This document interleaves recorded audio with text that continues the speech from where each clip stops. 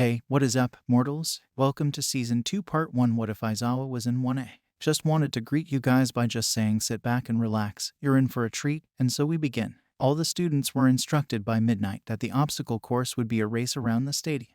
Their path would be blocked by various traps to block their progress. The students were allowed to use their quirk however they wanted. The goal was to reach the finish line first. The students lined up at the start line. All the hero course students were itching to get started. The other courses were wondering why they were even there. Ready, set, go. Midnight cracked her whip and a loud horn sounded. The race had begun. All the students crowded into the narrow stadium entrance. The doorway became so cramped that many of the students could not lift their elbows. Well, would you look at that? They're all in a hurry, but the only place they are going is nowhere. MYEHEH. Open your eyes, Mike. It looks like someone has an idea of how to get moving. Aizawa struggled to avoid being hit in the eyes by the students clogging the entrance. He noticed at the last minute that he could see his breath. Aizawa quickly used every ounce of strength and dexterity he had to jump onto the shoulders of the students surrounding him. This allowed him to miss the massive wave of ice that froze many of the other competitors' feet to the ground. Aizawa then used the frozen students' shoulders as his highway out of the stadium entrance. Aizawa thought to himself that Todoroki was one of the strongest students in 1A when it came to raw power. The problem was that Todoroki's reliance on that power made him predictable. Aizawa emerged from the doorway and was not surprised to see that Midoriya and many of his classmates had avoided the ice. It was only rational that his classmates would know what to look for since they had trained beside Todoroki for the past few months. The dark-haired teen was also surprised to see that many Class 1B students had also avoided the ice wave. But then again, 1B was part of the hero course. Todoroki used his head start to build up a lead. The bicolored teen was the first to come to a group of villain robots from the entrance exam. Todoroki paused from surprise for only a moment, but his face maintained an impassive expression that would have given Aizawa a run for his money. These are the robots that the others faced at the normal entrance exam. I can see why they would struggle with these. I just wish for this event that UA had given us something more challenging. After all, my father is watching. A giant zero-pointer reached down its massive hand to halt Todoroki's progress. The bicolored then released another massive wave of ice. This one froze the colossal robot in place. Todoroki then ran ahead unhampered. Wow, that kid just froze all of our robo-infernos. That is after freezing the rest of the students out of a head start. Is there anything that this kid can't do? If you look closer, Mike, you will see that Todoroki froze that zero-pointer in an unbalanced stance. The other students are about to have an even more difficult time. Todoroki's trap caught many of the students off guard. When the dust from the collapsing robot cleared, Aizawa saw that most of his classmates had gotten clear of the incident. The dark-haired teen did overhear some of the other students say that a redhead and a gray-haired guy got caught in the collapse. Before he could worry about who it was, the pail of scrap metal began to crack and move. I quote him alive. Anyone but me would have been killed. I knew it. Class is full of jerks. Wow, nice save, dude. Anyone but me would have been killed. Man, our quirks are the same. How am I supposed to stand out now? Aizawa was happy to see that the ridiculous redhead was okay. The teen then turned back to the race. He used his capture scarf to get over the zero-pointers by climbing over their slow-moving bodies. He saw out of the corner that Bakugo was using his explosions to propel himself through the air and fly over the robots. All the while, the atomic blonde was yelling that he was going to get Todoroki. Midoriya too had used the speed granted by OFA to bash and zip through the robots. Both Midoriya and Bakugo passed the robots with little problem. The two teens then went after their freeze-happy classmate at full speed. Look at that snipe. Our leader has come to the next obstacle, the fall. Watch your step. Todoroki used his ice to slide effortlessly across the wires that connected the different cliffs together. Damn it, icy hot. Todoroki looked over his shoulder to see that Bakugo was fleeing toward his position. He could also see that Midoriya was right behind the blonde and coming up fast. The icy teen just turned and continued his way. Aizawa approached the fall to see that many other students had bet him there. Most were standing around wondering how to get across. Aizawa saw the wires and his rational mind came up with a plan instantly. High wires, no problem. Aizawa ran out onto the high wires and crossed them with little difficulty. For Aizawa, such an act was no more difficult than crossing the street. Aizawa then took off to catch up with the three leaders. He was not going to let Midoriya get all the attention. This act caused some of his more hesitant classmates to get the lead out and move on.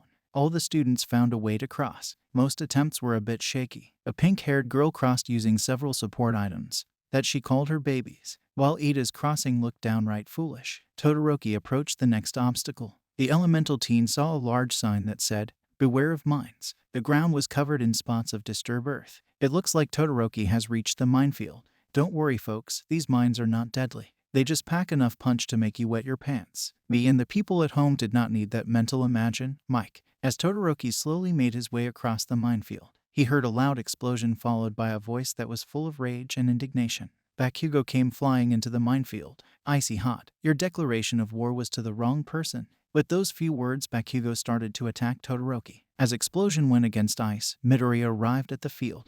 Midoriya grabbed a nearby rock and threw it at a nearby mine. About a second between impact and detonation. Midoriya then went into a muttering session with this information. He came to only one workable solution. I have been using 10% output until this point. I'm going to have to up my output to 12% to outrun the mines. Midoriya collected his thoughts and charged up his full cowling to 12%. He took off running across the minefield. By the time the mine went off, he was already gone. He left a trail of pink explosions as he advanced. The other students were amazed and confused at how he was able to do such a thing. Meanwhile, both Todoroki and Bakugo were in the middle of a great fight. Bakugo tried to knock out Todoroki with his explosion. The blonde would only succeed in having his blows deflected and his limb cover in ice. By the time the two combatants saw Midoriya coming, he flew right past them. Both Todoroki and Bakugo broke off from their fight and chased after Midoriya. As Midoriya cleared the minefield, he looked back to see that both Todoroki and Bakugo were catching up fast. Midoriya was impressed that these two could keep up with him. The three boys entered the final 100 feet. Midoriya knew that his only hope of coming in first would be to go to 13% output.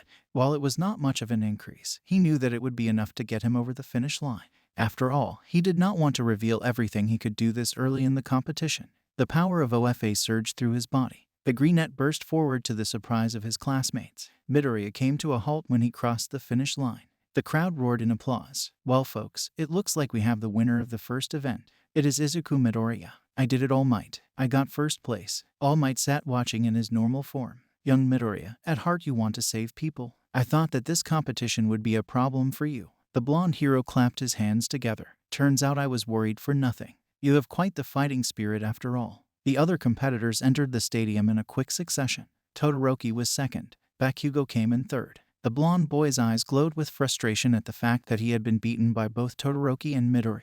Aizawa managed to come in a respectable sixth place. Uraraka was breathing heavily when he came into the stadium. The brunette ran over to Midoriya. Deku, that was amazing. I did not know you were that fast. Midoriya got a mild blush on his cheek at the girl's praise. Well, All Might put me through a lot of tough training in the past weeks. Aizawa would have commented on this to Midoriya, but Midnight broke in and told the winners about the next event. All right, finishers, there is no rest for a true hero. The selection of the second event is upon you. The R-rated hero snapped her whip and the big screen came up with the next event.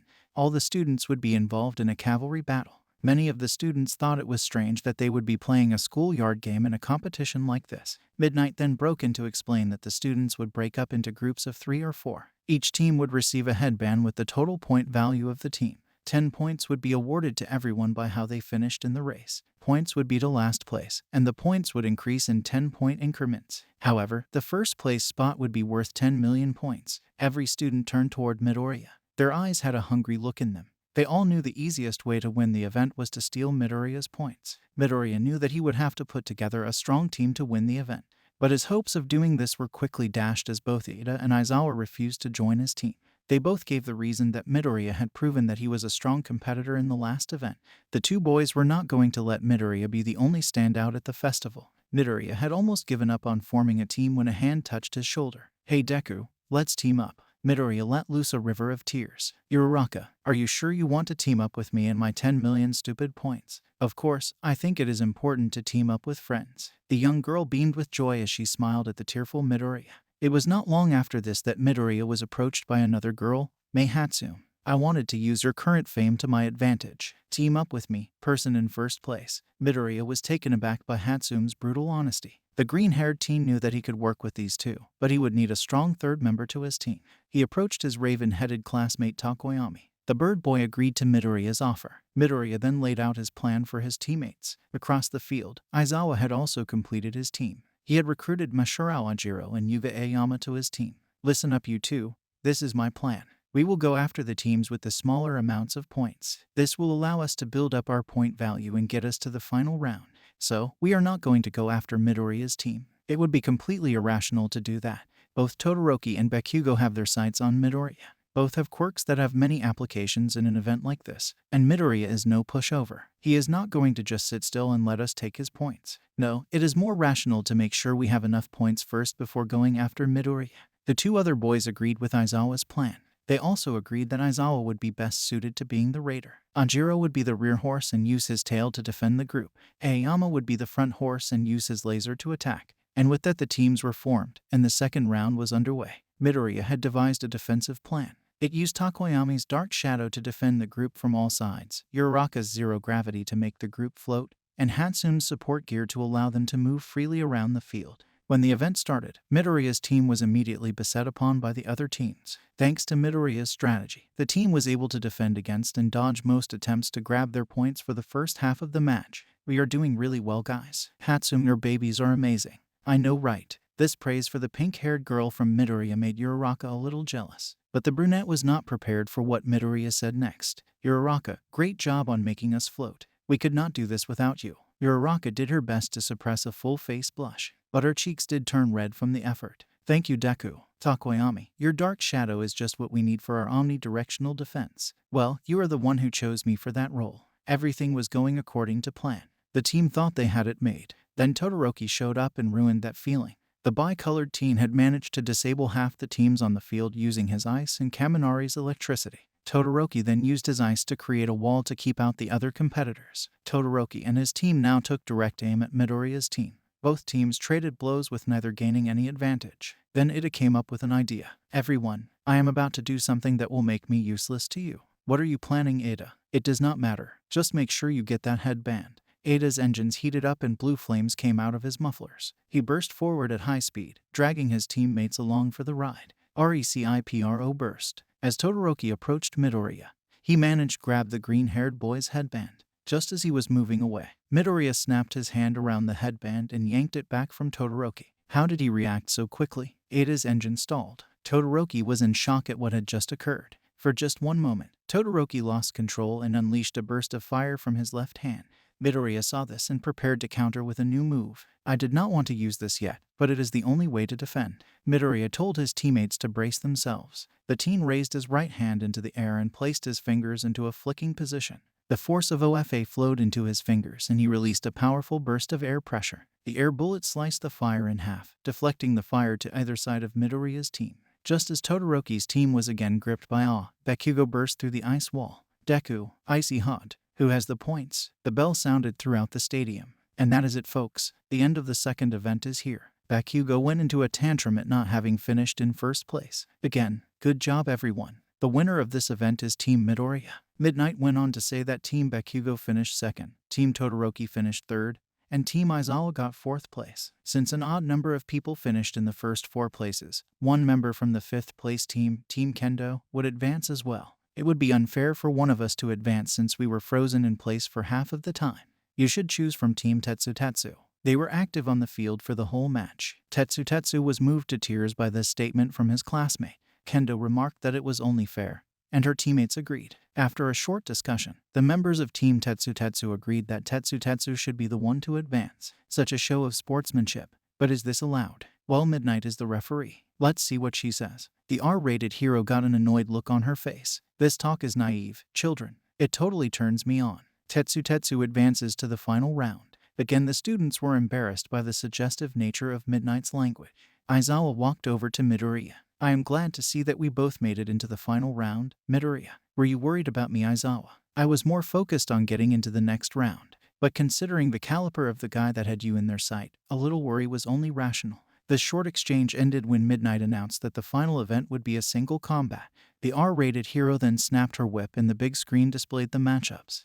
Aizawa looked over at his friend and saw the look of worry he was suppressing. Yet another example of how Midoriya could never hide his feelings. Meanwhile, a shadowy figure stood on top of a building gazing over a city. The man unsheathed the sword on his back and thrust it behind him. The tip of the blade met a vaporous mass of shadows. Who are you? My name is Kurogiri, and you are the famous hero Killer Stain. I would like to have a discussion. Thank you all for indulging yourselves in the story thus far. Hope you enjoyed it. Now there are a few more things that I'd like to go over before the video ends. Firstly, we've got a second channel called Anime Deep Dive. Anime Deep Dive goes deep into the facts and lore of a wide variety of anime. It's sure to expand your weeb knowledge for all kinds of series guaranteed. On top of that, we have a third channel called We The Celestials Naruto What Ifs. It's what we do on this channel already but in the vast world and lore of Naruto. Go check it out if you're in the mood for some jutsu action. I'd like to let you all know, on behalf of We The Celestials, I'd like to thank everyone involved in the production of today's awesome content.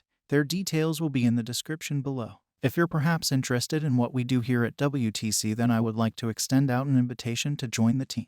The only caveat being we only accept members 16 and older to join our crew. You can find us on our Discord, which you can locate in the description below. Our Discord is an all-around fantastic place to be, whether you're a fan or looking to join our band of misfits. All you gotta do is hit up the recruitment server and sign up for whichever category of work that fulfills your interest. We're always looking for members to join us. Well, that's it from us for today's video. So thank you all for watching and have a great day.